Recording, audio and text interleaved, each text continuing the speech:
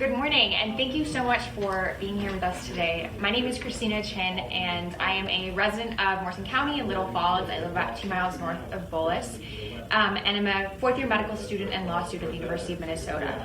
I'm here today with Dr. Fatima Olioragbe, who is a senior physician at St. Gabriel's Hospital and has worked for more than 25 years in family medicine and infectious disease, both abroad and here in the United States. And Sarah Pratt with the Morrison County Department of Health and Public Health. You're welcome. So, we wanted to start off today by talking with everybody about our own experiences with COVID-19 in this community in particular. And to start, Sarah's going to share some statistics on what the Department of Health has seen here in Morrison County and the impact of COVID in this community. So as Christina said, I'm Sarah Pratt from Morrison County Public Health, and since March of 2020, our focus has been on the COVID-19 pandemic, helping the community, messaging the community, assessing the needs of the community. And one of those things is tracking statistics in our community to what it looks like at a local level, as well as attempting to provide the right messaging to our communities, resources to our communities, where to get vaccinations. We've done our own vaccination clinics on occasion, where to get tested. We are really that person at the local level trying to make sure that we're getting the right messages out. So as Christina stated, the statistics, since April of 2020, 6,895 cases of COVID-19 in Morrison County. Out of those cases, 85 of our community members have died of COVID-19. Since October 1st, 2021, 22 people in our community have died from COVID. More than 2/3 of those individuals, about 67%, were not vaccinated. Since October 1st, we're also seeing that the majority of deaths, about 73%, are happening outside of long-term care facilities. The discussion is most of COVID deaths are happening in long-term care. That is not true. That is not the case. That is not what data is showing us. Of the patients hospitalized for COVID-19 since October 1st, 81% of those people were unvaccinated. There's a lot of talk about breakthrough cases. Can you get COVID when you're vaccinated? And Dr. O will talk more about that. But only 8.5% of our current COVID cases were breakthrough cases. Yeah, thank you, Sarah. I want to start, we're going to do a little bit of Q&A with some common questions we see with patients, and Dr. O in particular spends a lot of her day sitting with families and patients who are hesitant about getting the vaccine and talking with them about those fears, and we want to address some of the common concerns we've seen.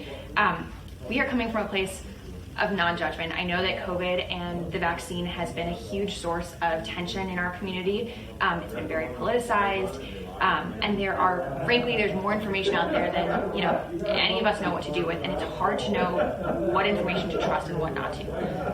I want to reassure all of you that the three of us sitting up here today have no agenda other than to help our community members and get the right information out there. And that's information that's been peer-reviewed, that's coming from not just our state, not just our nation, but from the entire world. Policies that have been put in place, and data that's been really tested and tried. And so to start that off, Dr. O, I want to ask you, one of the common questions we see is, does the vaccine have a tracker in it for me, and is it going to get into my DNA? Thank you, Christina, for that question. No. Then I'm going to break it down. So the vaccine is made in the facility called mRNA.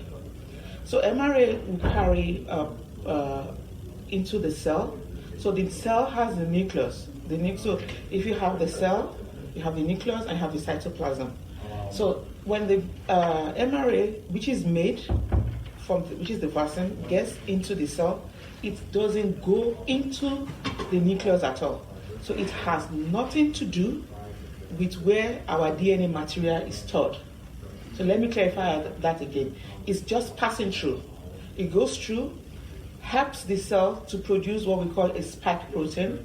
This spike protein is on the surface of the cell, actually. So you're talking about outside the cell. The body now recognizes that spike protein and then produces antibodies to it. both the mRNA that was injected to us and the spike protein eventually gets destroyed a few weeks after by the body. Nothing stays in the body, nothing at all from that material. So there's no way anybody can put a microchip or any material to alter our DNA. And remember, even though they will say that the vaccine was quickly produced, it wasn't.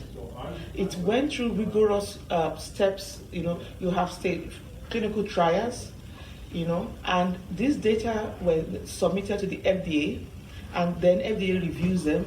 Also, this data is not just submitted by the United States, so it's something that has to go beyond and goes to the WHO, which is the World Health Organization. And so there are 4 vaccines actually. Just that we in the US does not have the AstraZeneca. So you have the Pfizer, you have the Moderna, you have the Johnson & Johnson, and the AstraZeneca. So there are 4 vaccines. And there have been protocol stages by stages of what to do. In fact, when people get admitted, we use more of medications that are experimental in trial than the vaccine. So to cut the long story short, no is the answer. No, thank you. And I think what's hard for people to wrap their heads around, and frankly it was hard for me to wrap my head around, was how were we able to coordinate this vaccine so quickly, right? And it's important for everyone in our community to know that the COVID vaccine has undergone the most intensive safety monitoring in US history of any drug and any vaccine. And the reason we could do that is because the entire world was coordinated in trying to get this vaccine out, because this is a global pandemic. Exactly. So when you have all the resources of all the nations in the world working on this, we can achieve things that might be more difficult to do with other drugs.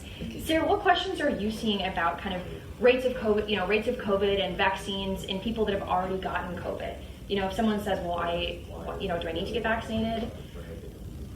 Yeah, we're getting a lot of questions in general just about the conflicting things they're seeing on the news or on social media, and just trying to clarify what that all looks like.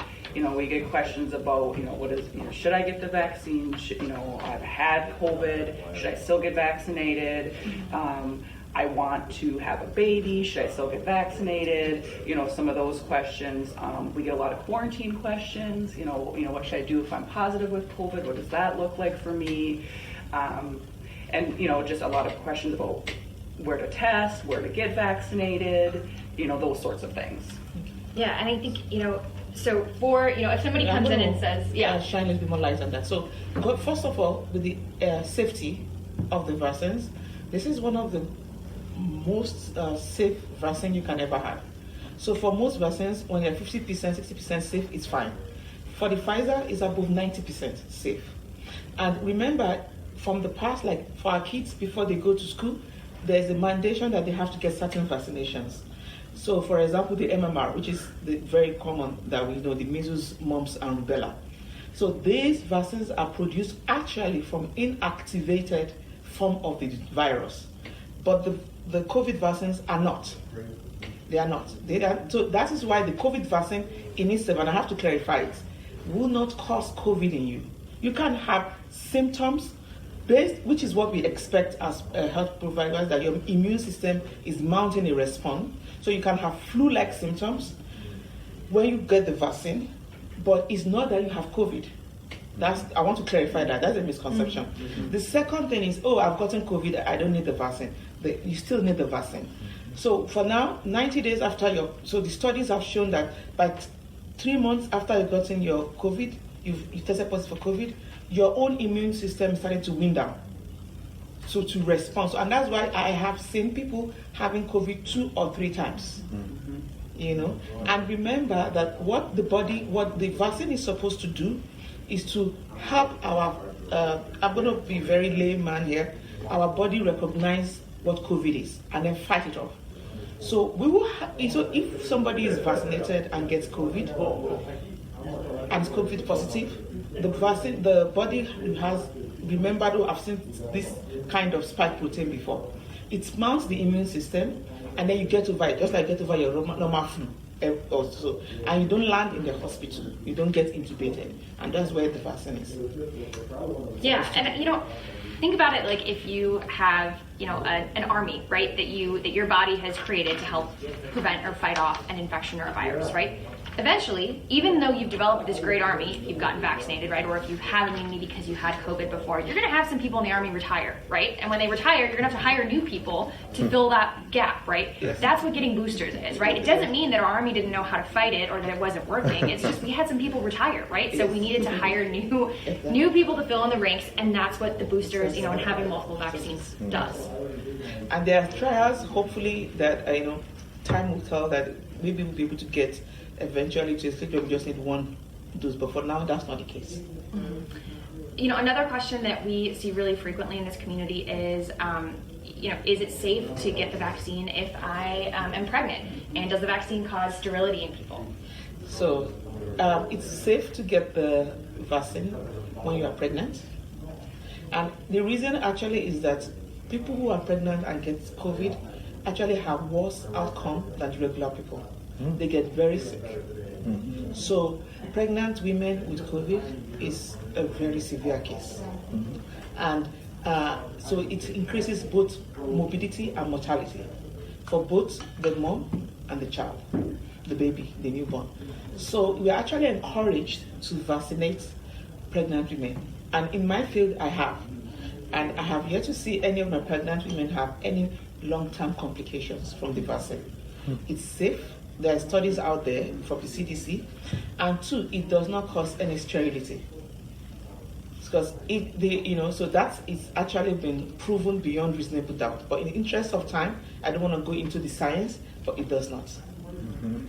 And in fact, the American College of Obstetrics and Gynecology, so the kind of governing body for obstetrics and gynecology in the United States, ACOG, has come out saying this vaccine is safe for pregnant women. And so to actually not administer the vaccine in pregnant women is going against current medical advice, which is important. I think we have 3 vaccines that are recommended in pregnancy: the flu vaccine, the COVID vaccine, which actually you can get your flu or COVID vaccine the same day. So that's the good news. Then and the Tdap. Those are the 3 vaccines that are recommended.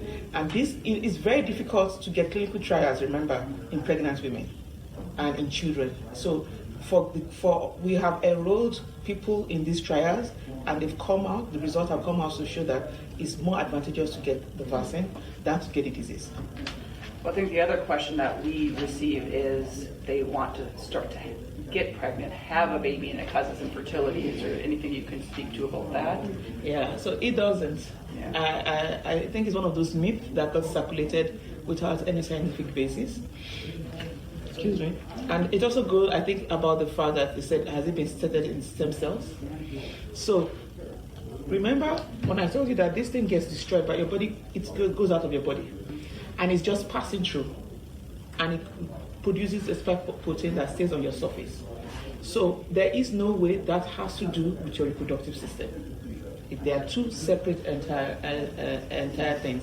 But it's an urban myth that has been populated. And there are resources, count of resources on the Morrison website and on the CDC website and the Minnesota State Public Health Department website that will have the data that shows that this is not true. Thank you. I want to ask about breakthrough cases. Yes, and tell us about the breakthrough cases. Yeah. So I'll answer that. So like Sarah said, for Morrison County, we've had about 8.5% of breakthrough cases, meaning that people who got vaccinated and then got COVID afterwards.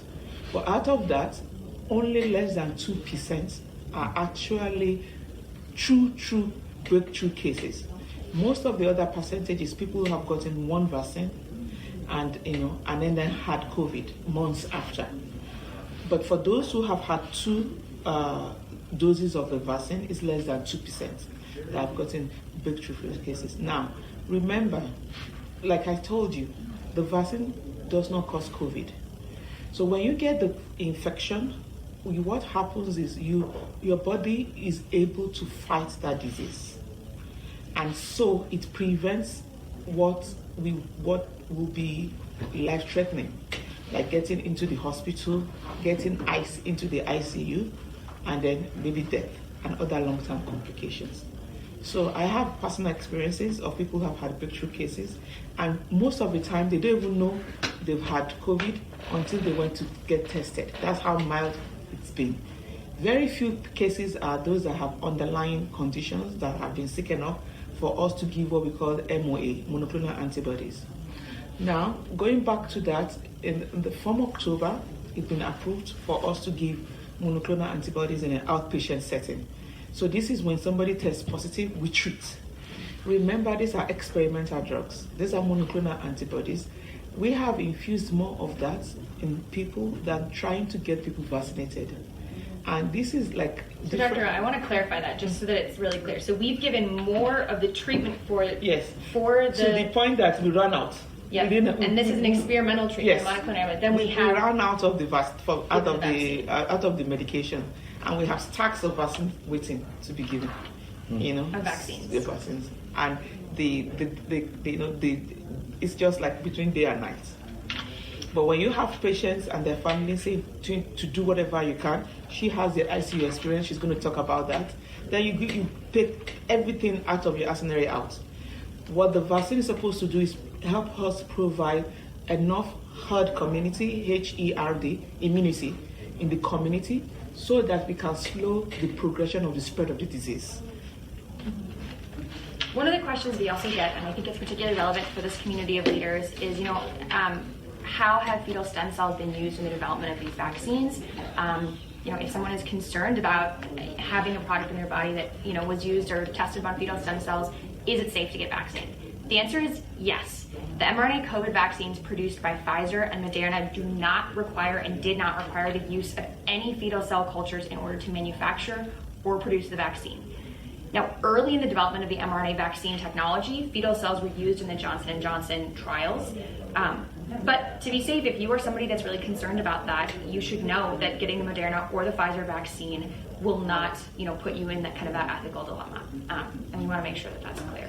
And to buttress that, these were fetal stem cells cultures that were used way back from the 70s that have been replicated over and over again in the lab.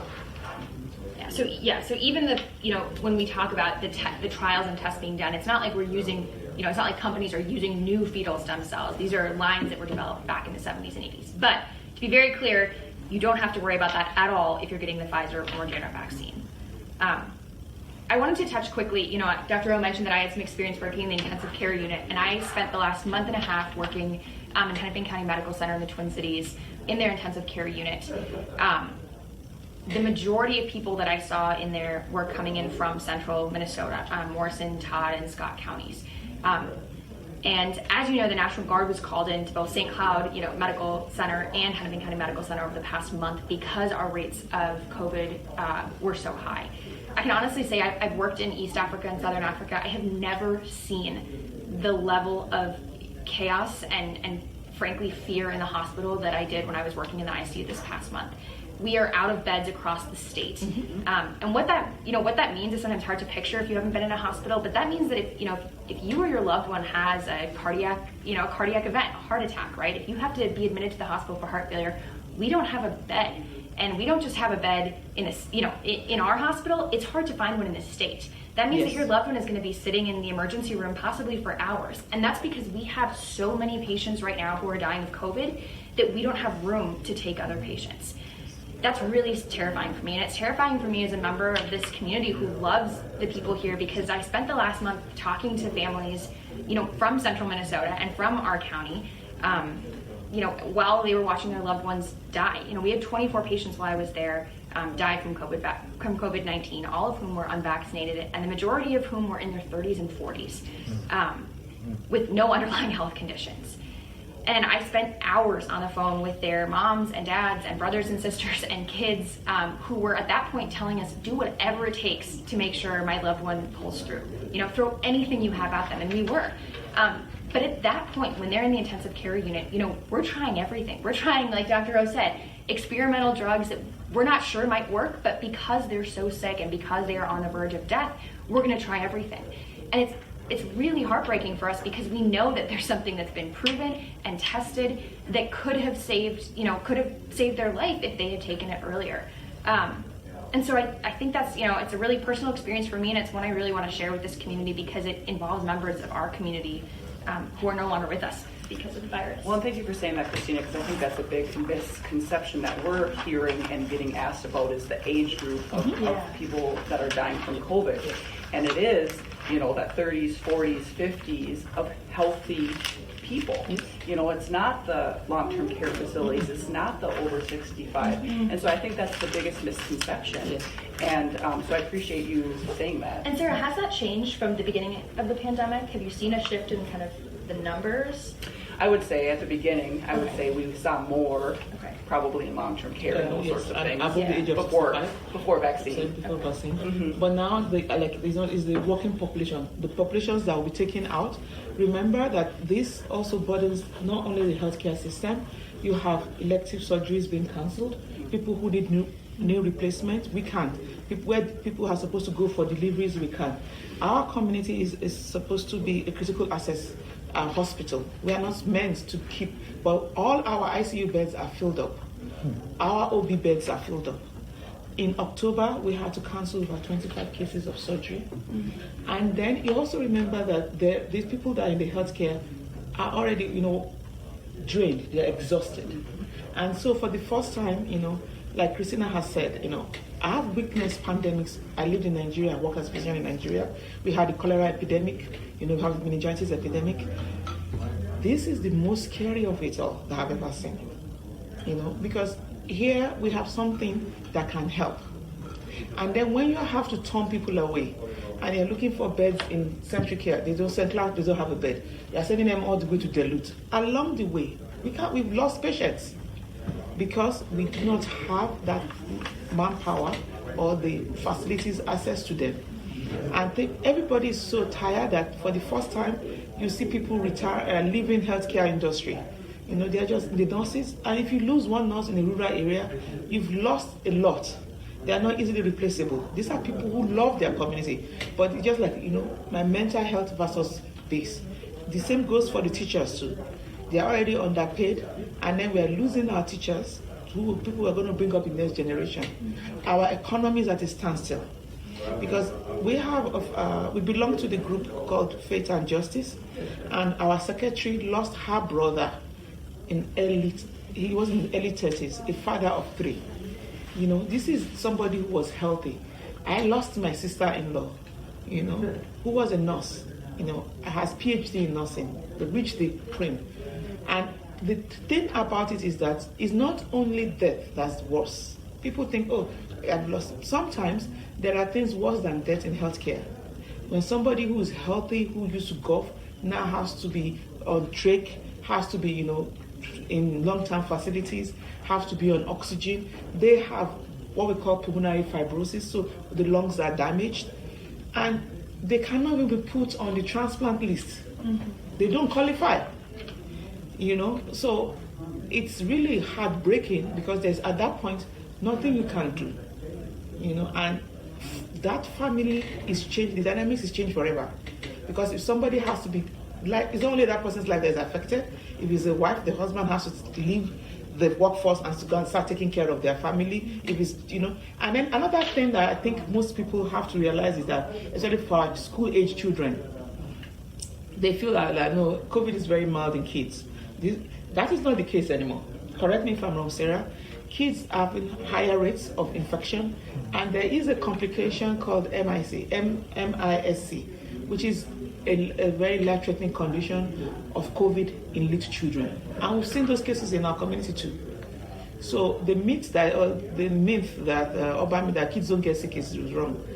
The only person in my house that I'm a mother of 3, so I have children across all ages. So I only have one who is 9-year-old. So when the vaccines first came out, he didn't get the vaccine. Everybody else in my house got vaccine, and he's the only one that ended up with COVID. And I have never seen my 9-year-old so sick in my life than when he had COVID. So it's just something that I want people to realize that. So the kids now have been approved from age 5 above.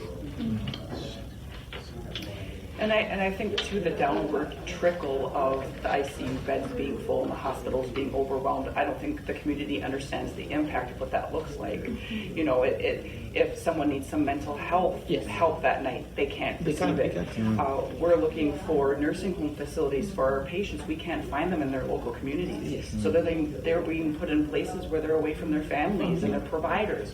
We're having problems finding providers to help people in their homes. I mean, this is the downward trickle of this pandemic that people do not understand. It's bigger than people know. Yeah, and I mean, and you know, those patients, the patients I mentioned that I followed kind of through their discharge, and then sometimes some of them died in the ICU, some of them were discharged and then died at home. I mean, those are people that are coming from where we are, right? From Little Falls, from Morrison County, and they're people that we need to take care of. So I think we're almost out of time, but what we want to let you know is that Dr. O's door is always open. If you have questions, if you have data that you're not sure on, or an article you want to run by someone to see if the facts check, use us as resources. Yes. Sarah's in the Department of Health. We'll all provide our contact information, but we really want to help you if we can. So to end, the clinic is here, the hospital is here. Use all the resources. We have family physician, Dr. Julie Bell, Dr. Christopher, the Gabshites, Dr. Meritlinga. All of us are here to help the community, and we want to know how to help.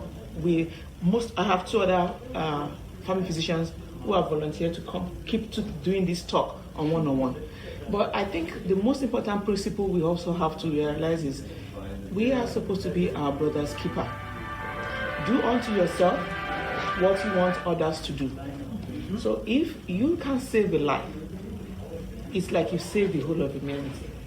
But if through your neglect there is a life loss, it means you've lost humanity. Thank you.